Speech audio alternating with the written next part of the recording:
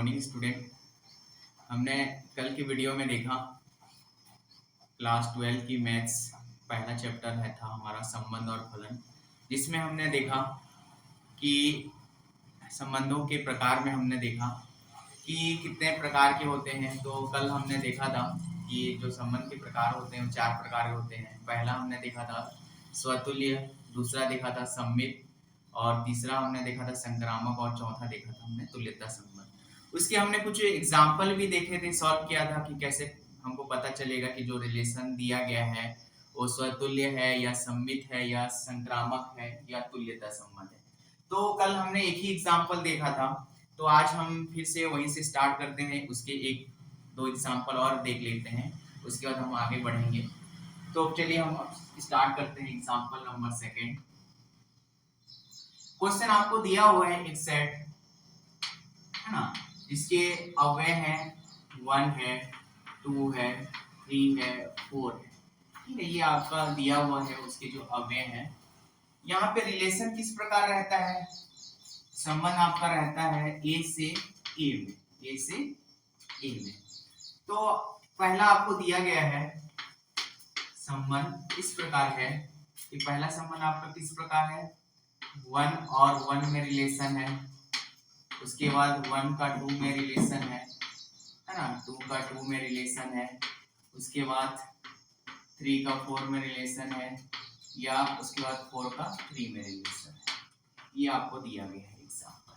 ठीक है, इसमें आपको चेक करना है कि स्वतुल्य है, सममित है या संक्रामक है या तुल्यता है। तो हम पहला चेक करते हैं स्वतुल्य। स्वतुल्य चेक करने के लिए हमको देखते हैं कि जितने भी हमारे अव्यय हैं खुद का वो क्या होना चाहिए, संबंध खुद से होना चाहिए। तो यहाँ पे हमारे टोटल कितने एलिमेंट है, 4 एलिमेंट है। चारों का है क्या नहीं है चेक करते हैं। तो पहला तो मिल गया, दूसरा हमारे पास है क्या, दूसरा भी मिल गया, बट 3 का नहीं मिल रहा है और 4 का नहीं मिल रहा है। मतलब ये हम बोल सकते हैं कि ये स्वतुल्य नहीं है डायरेक्ट। ठीक है, स्वतुल्य नहीं है। यह क्यों नहीं है? क्योंकि यहाँ पे देखो 1 और 1 तो मिल रहा है, 2 और 2 मिल रहा है, बट 3 का नहीं मिल रहा है। तो हमको यहाँ पे लिखना है 3 है ना, does not belong to R. मतलब 3 और 3 का रिलेशन नहीं मिल रहा है, और किसका रिलेशन नहीं मिल रहा है, और 4 का भी नहीं मिल रहा है। तो 4 और 4 का डस नॉट मतलब इनमें संबंध नहीं है। इसका मतलब क्या है, संबंध नहीं है। तो ये सतुल्य नहीं है, ये हमको चेक करना है। दूसरा हमको चेक करना है सममित है कि नहीं है, हमको ये चेक करना है सममित है या नहीं है। तो सममित के लिए क्या बोला था, जो तो ऑलरेडी स्वतुल्य वाले हैं उसको चेक नहीं करना है, उसके अलावा चेक करना है। 1 और 2 कर रहा है तो इसका उल्टा भी क्या होना चाहिए, रिलेशन होना चाहिए। तो पहले वाले में ही नहीं है, तो ये हमारा जो क्वेश्चन रिलेशन दिया गया है ये भी सममित नहीं है। ठीक है, क्यों नहीं है यहाँ पे हमको बताना है। जैसे देखो 1 और 2 तो बिलोंग कर रहा है रिलेशन है ना, ये तो दिया हुआ है संबंध, लेकिन हमको क्या नहीं मिल रहा है, 2 और 1 का रिलेशन नहीं मिल रहा है, इसलिए ये क्या है, सममित नहीं है। तीसरा हम देखते हैं संक्रामक। संक्रामक हम देखते हैं है कि नहीं है। तो संक्रामक देखने के लिए फिर से वही चेक करो, 1 का 2 से है तो 2 का किसी और के साथ है क्या, यहाँ पे तो है 2 का किसी और के साथ है, तो इसको गायब कर, ये तो मिलेगा ही मिलेगा, लेकिन 2 का किसी और के साथ नहीं है, मतलब ये हमारा क्या हो गया, संक्रामक है। ठीक है, उसके बाद देखते हैं, इसको चेक नहीं करना है, 3 का देखना है हमको। हाँ, 3 का 4 के साथ है, 4 का 3 के साथ है, मतलब ये हमको रिलेशन ऐसा मिल रहा है, 3 और 4 मिल रहा है और 4 और 3 मिल रहा है। तो संक्रामक में इन दोनों को हमको हटाया जाता है। उसके बाद हमको क्या मिल रहा है यहाँ पे 3 और 3। तो 3 और 3 का रिलेशन है कि हमको चेक करना है। तो यहाँ पे देखो 3 और 3 का रिलेशन नहीं है, मतलब ये भी हमारा संक्रामक नहीं है। तो हमने यहाँ पे देखा क्वेश्चन में कि हमको ना स्वतुल्य मिला, ना सममित मिला, और ना ही संक्रामक मिला। क्यों नहीं मिला, इसमें भी आपको जैसे लिखना चाहो तो देखिए, हमारे पास जो रिलेशन दिया गया है 3 4 बिलोंग कर रहा है आर, और हमको मिल रहा है 4 और 3 बिलोंग कर रहा है आर। ठीक है, तो इन दोनों मिलके आपस में क्या बनाना चाहिए था, 3 और 3 का रिलेशन बनाना चाहिए, जो कि हमारे रिलेशन में नहीं दिया गया है, इसलिए ये संक्रामक नहीं है। तो चलो इतना समझ में आया होगा, क्योंकि हमने कल की क्लास में भी देखा था स्वतुल्य, सममित और संक्रामक। तो ये क्वेश्चन एक कंप्लीट हो जाता है। एक और क्वेश्चन हम देखते हैं एग्जांपल, उसमें कैसे कर आपको आइडेंटिफाई करना है।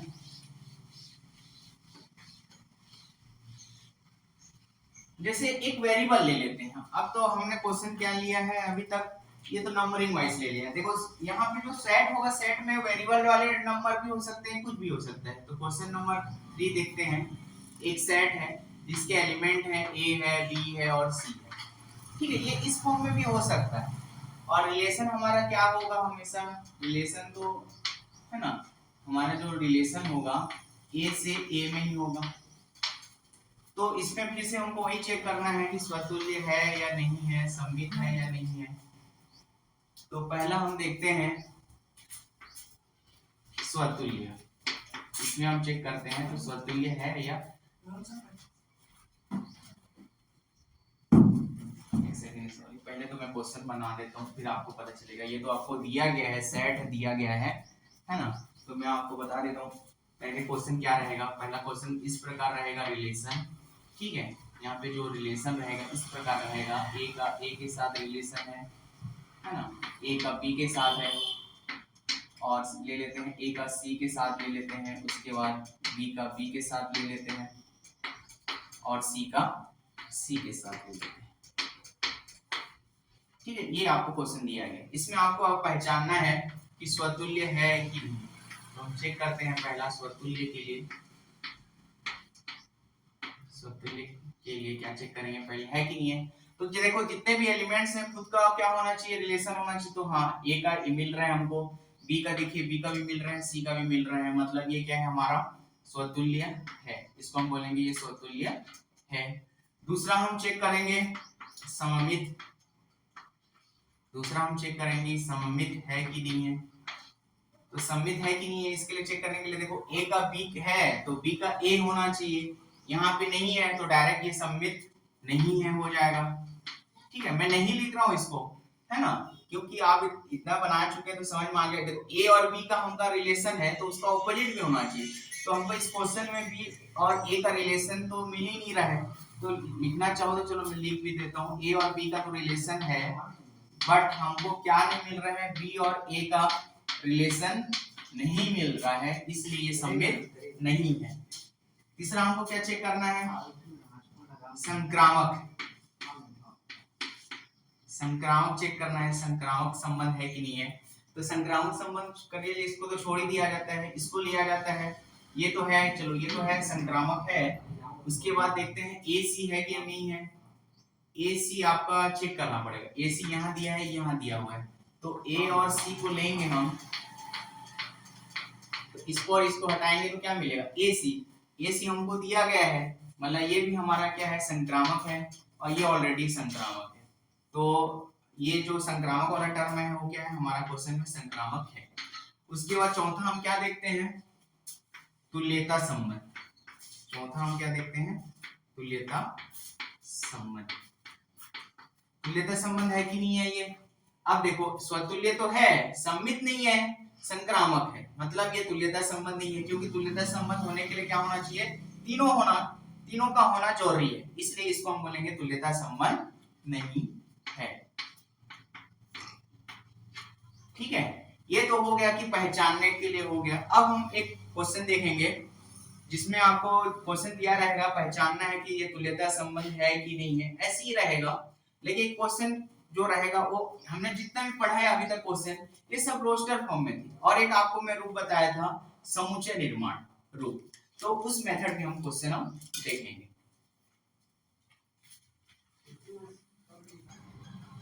चलिए अब हम देखते हैं एक क्वेश्चन।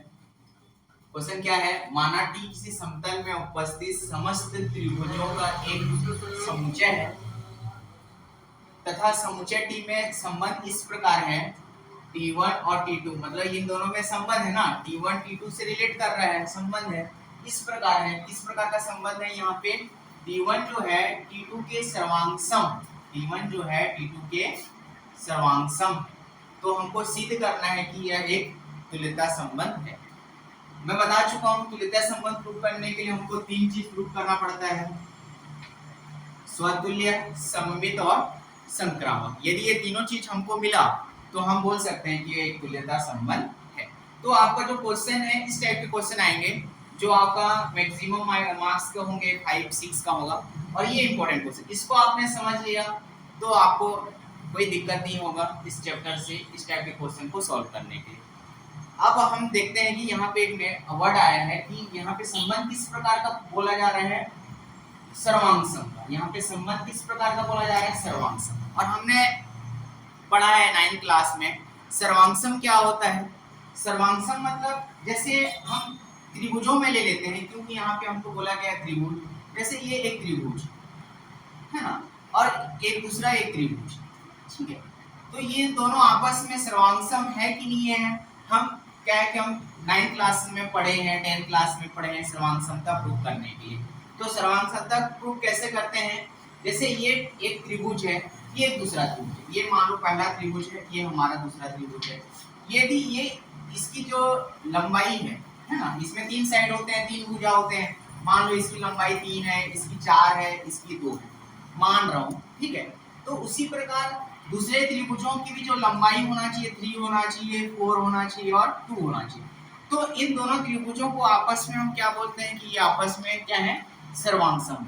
मतलब खुद का फोटोकॉपी होना ही क्या कहलाता है, सर्वांगसम। तो ये चीज समझ में आ गया होगा, सर्वांगसम। तो हमको प्रूव करना है कि एक तुल्यता संबंध है। तो सर्वांगसम समझ में आ गया। अब हम देखिए हम उसको कैसे बनाते हैं।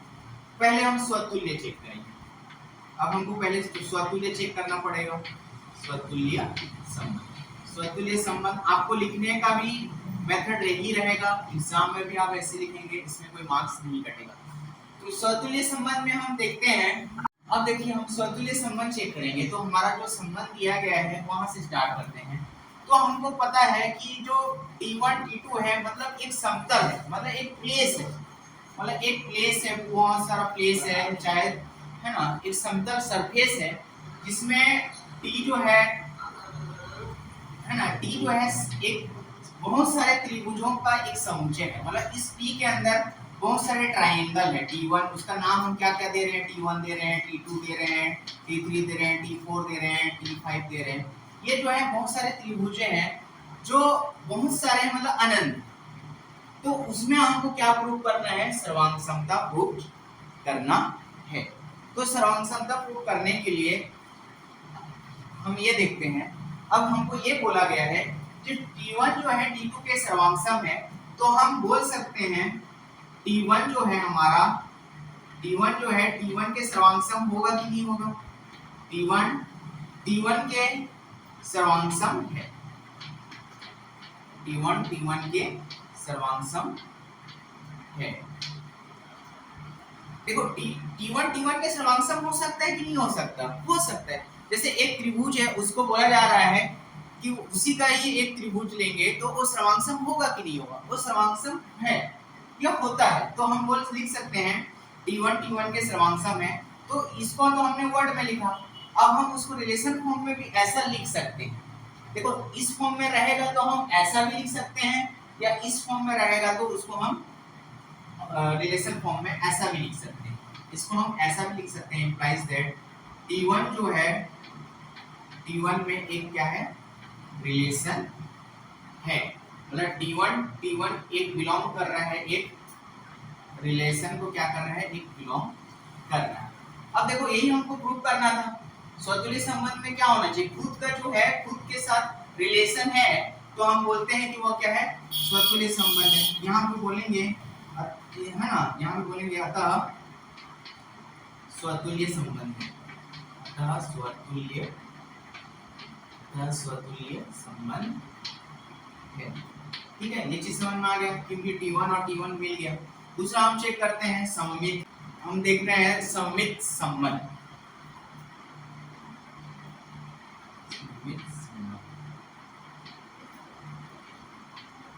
सममित संबंध क्या होता है, हमको क्या प्रूव करना रहता है, देखो ये जो दो टर्म लेते हैं उसका ऑपोजिट भी होना चाहिए।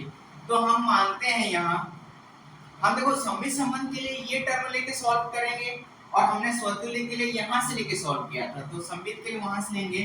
तो हम मानते हैं, माना है ना, हमारा जो T1 और T2 है,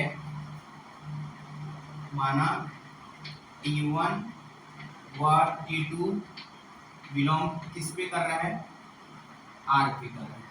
T1 और T2 बिलोंग कर रहा है R पे, तो इसका ऑपोजिट हमको लाना है, तो उसको मान के ऑपोजिट लाया जाता है। तो इंप्लाइज दैट, इसका मतलब ये है जो T1 जो है ना, T1 जो है T2 के सर्वांशम है।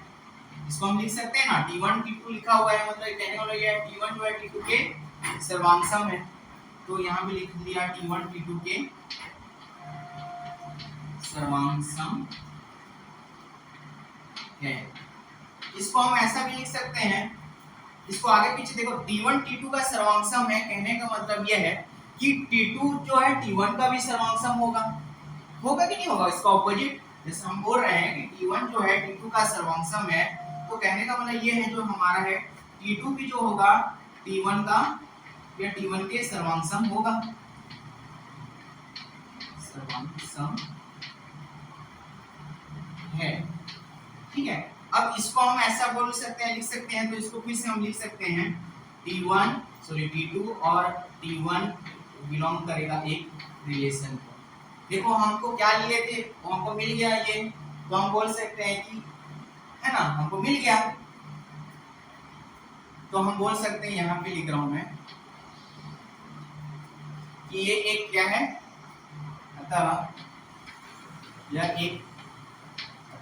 एक सममित संबंध है,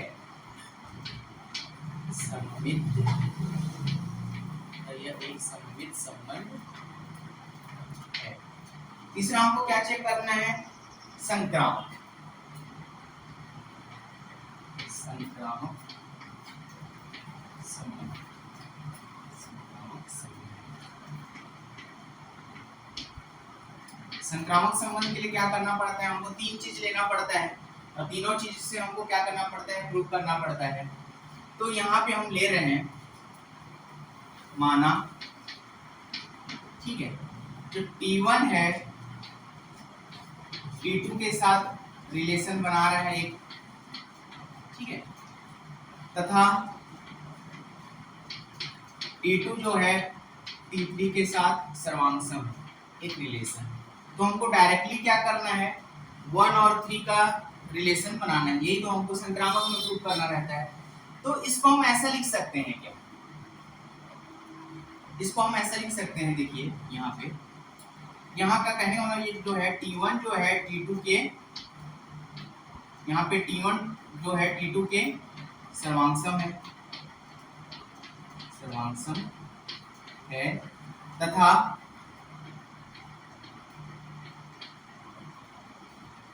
T2 T3 के सर्वांशम है। यहाँ पे देखो T1 T2 रिलेशन R है, इसका कहने का मतलब ये है कि T1 जो है T2 के सर्वांशम है, और यहाँ पे हमने जो लिया है T2 T3, इसका मतलब ये है जो है T2 जो है T3 के सर्वांशम है। अब हम इसको हम ऐसा लिख सकते हैं, T2 जो है T1 के सर्वांशम है, इसको ऑपोजिट करके हम लिख रहे हैं, ठीक है, इसको हम ऑपोजिट करके लिखते हैं। तो यहाँ ऑपोजिट करके लिखेंगे T2 जो है T1 के सर्वांशम है, तथा T3 जो है T2 के, उल्टा करके लिख रहे हैं, मतलब T2 जो है T3 के सर्वांशम है, तो ये भी हो सकता है ना, जो T3 जो है T2 के सर्वांशम होगा।